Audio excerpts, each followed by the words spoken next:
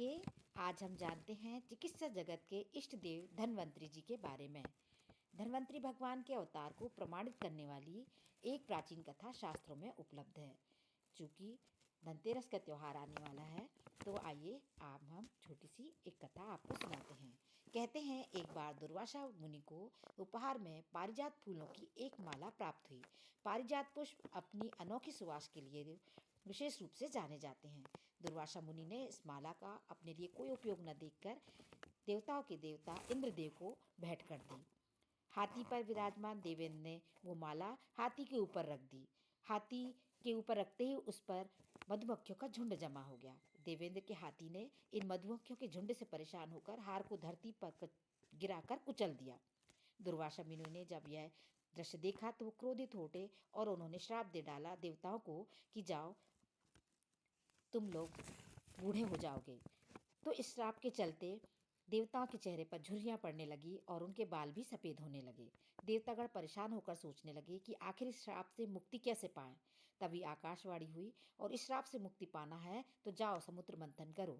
अब देवताओं के सामने प्रश्न था कि समुद्र मंथन कैसे किया जाए। इतने विशाल सागर का समुद्र मंथन करने के लिए लंबी मछली कहाँ से लाएं। फिर उन्होंने निश्चय किया कि पर्वत ही सागर का मंथन करने के लिए विशिष्ट रहेगा, इसलिए उसे बुलाया जाए। प्रश्न अब भी ज्यों का त्यों था कि आखिर इतनी लंबी रस्सी कहाँ से लाएं। देवगण दुविधा में फंस गए और फिर उन्होंने वासुकी नामक सर्प को समुद्र मंथन के लिए रस्सी के रूप में चुना। सभी तैयारियां हो गईं। अब प्रश्न था कि मंथन कौन करेगा, देव या असुर। कौन सी रस्सी के सिरे पर होगा और कौन उसको पीछे से पकड़ेगा। लंबे विवाद के बाद यह निर्णय लिया गया कि मुख वाला विषैला सिरा असुरों को पकड़ना होगा और पिछला सिरा देवतागण पकड़ेंगे। इस समुद्र मंथन के दौरान सबसे अंत में प्रकट हुए भगवान धन्वंतरि, जिनके हाथों में था अमृत कलश। यह कोई साधारण कलश नहीं था, बल्कि इस कलश में था हर रोग या बीमारी का उपचार, यानी सर्व रोग निवारण। देवता ने इसी रस का पान करके अपने को श्राप से मुक्त कर लिया। चूंकि धन्वंतरि जी अंत में प्रकट हुए थे, अतः उन्हें ईश्वर का पद प्राप्त नहीं हुआ। निराश होकर धन्वंतरि भगवान विष्णु के पास पहुंचे और उनसे प्रार्थना की। तब भगवान विष्णु ने प्रसन्न होकर उन्हें यह वरदान दिया कि तुम एक और जन्म लोगे और इस जन्म में तुम आयुर्वेद को जन जन तक पहुंचाओगे और प्रसिद्धि पाओगे।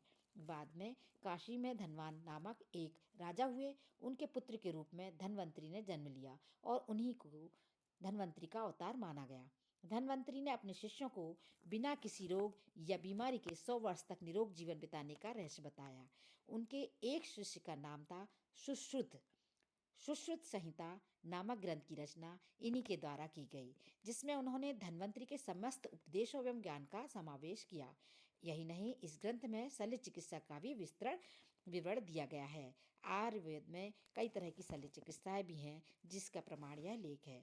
भगवान धन्वंतरि का चित्र घर में लगाकर यदि नित्य उसकी प्रार्थना की जाए तो बीमारी से मुक्त हो जाते हैं, ऐसा पुराणों में प्रचलित है।